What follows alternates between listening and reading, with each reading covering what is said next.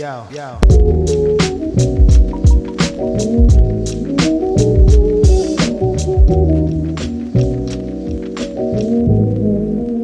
Hello and welcome to my next episode where I take you on my journey as a caregiver and something I love doing the most, travel and backpacking. Well, very interestingly and coincidentally, currently I'm actually on a short trip.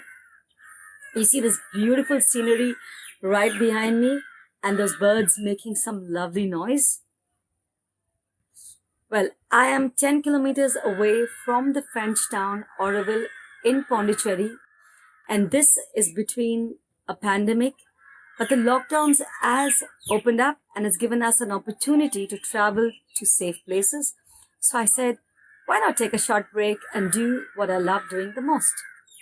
So I'm here in this little village that has about 50 houses, and it's quiet, it's beautiful, and it's peaceful. And what is the most exciting part of this trip is this is my first time I've done a road trip on my bike for 150 kilometers and I've reached this destination. Well, now that I set a tone on where this video is shot and the love I have for travel, let me take you a little more on my journey. Well, there's so much I could talk about my experience with travel, but in this video, I'm going to talk about my experience of travel, which is in direct connection with me as a caregiver. Well, in my first episode, like I mentioned, every place that we visited during dialysis was places that would support us with good dialysis. Well, I'm going to show you a glimpse of the various different places that I've actually visited during my entire journey of caregiving. And I'm going to touch upon just one experience which is very close to my heart. And this was exactly 1 year after transplant, 40 days in Vietnam and Cambodia. So this was May 2016. My daughter was about 8 to 9 months old. Sumit has completed 1 year of travel. I had a 4-year-old son and me.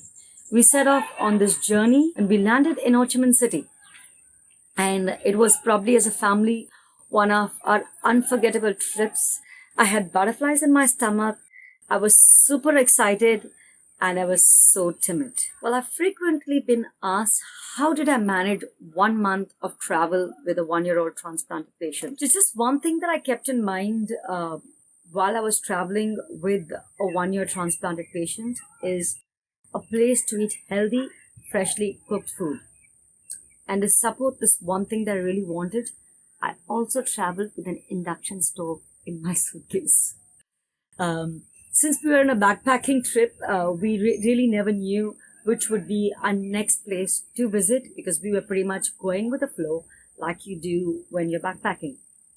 So the one thing that I always was certain of is when I reached the next place, I would make sure the first meal that I could give Sumit was something that was freshly cooked, which will be pretty much yogurt and rice, or maybe some bread toast with a few freshly cut fruits.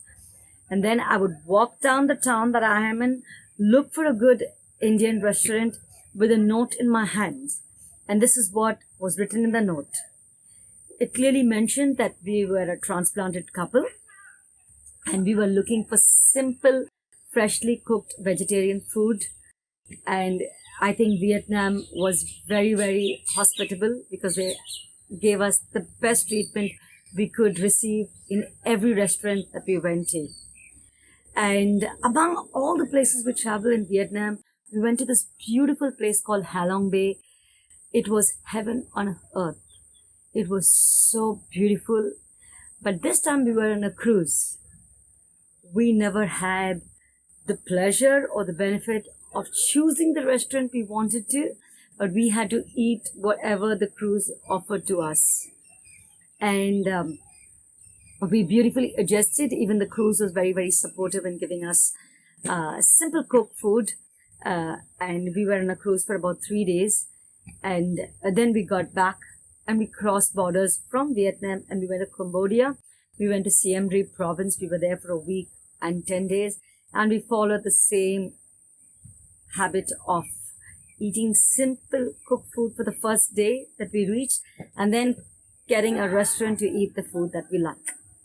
Well, other than that, for anybody who wants to understand how I managed travel, there was no much other secrets or agendas to it. We boiled water because I had an induction stove, and we drank boiled water. Other than that, I think it was pretty much like we traveled any other time prior to our transplant. Well, some of the best memories were the lessons that I learned in my journey of travel. And these lessons really complemented me to live my life to the fullest and actually complemented my caregiving journey. And among all the lessons I've learned, I'm going to touch upon just 3 lessons that I think is very, very key for us to take away. And that would be my message for this video.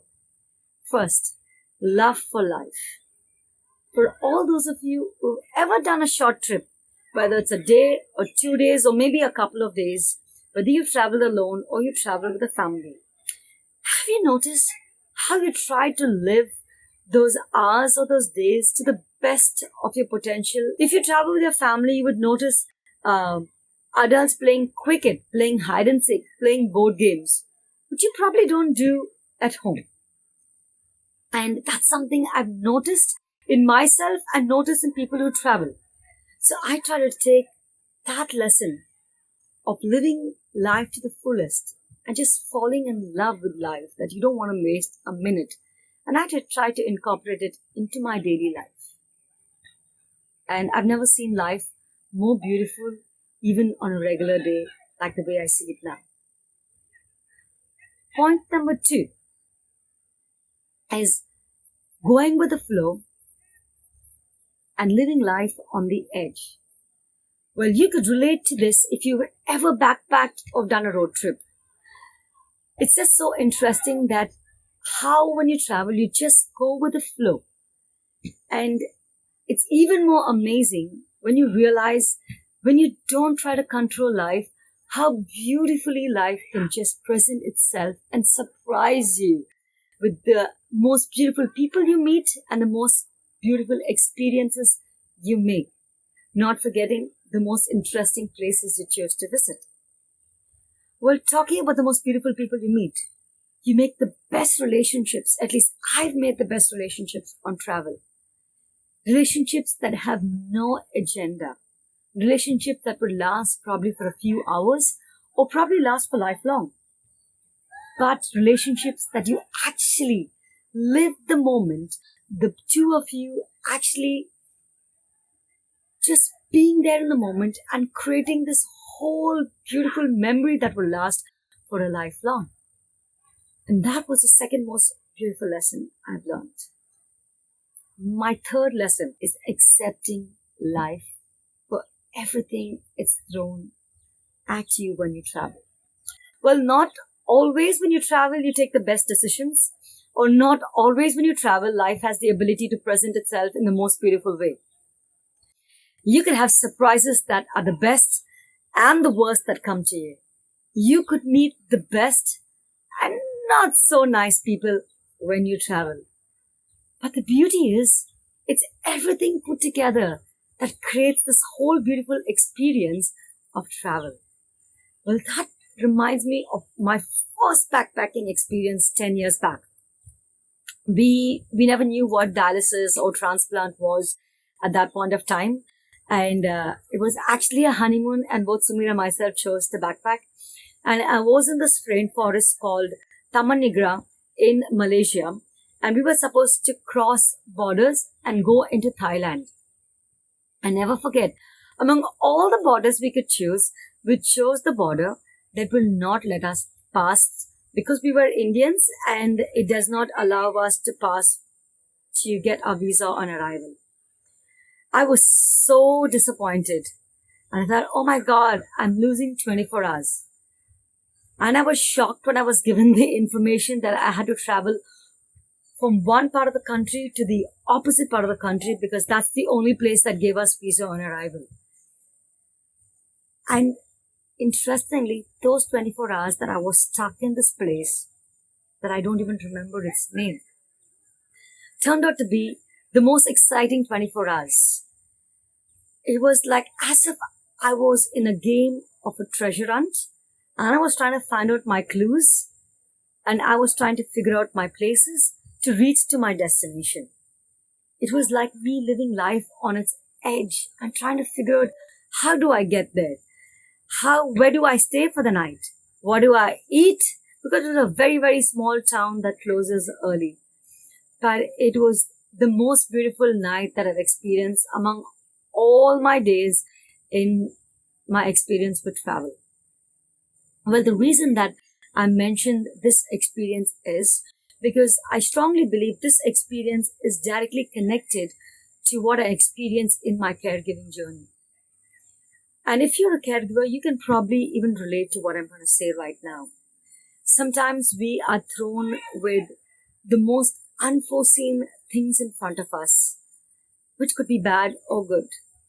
There's moments when we open our loved ones' reports and we see everything is normal. We're so happy. At the same time, we are thrown with an experience that we've never foreseen. And we are wondering, what is the next step we do? How do we deal with the situation? And then we start on this journey that I told you that's like a treasure hunt. And we try to find out what's going to work in this journey, what are the right things to do, who are the right people to get on board. And then eventually we cross that bridge of uncertainty, of sometimes too much trouble as well. And we feel like superheroes when we come back to our regular life. That's exactly what I felt when I moved out of Malaysia and I entered into the beautiful beaches of Thailand.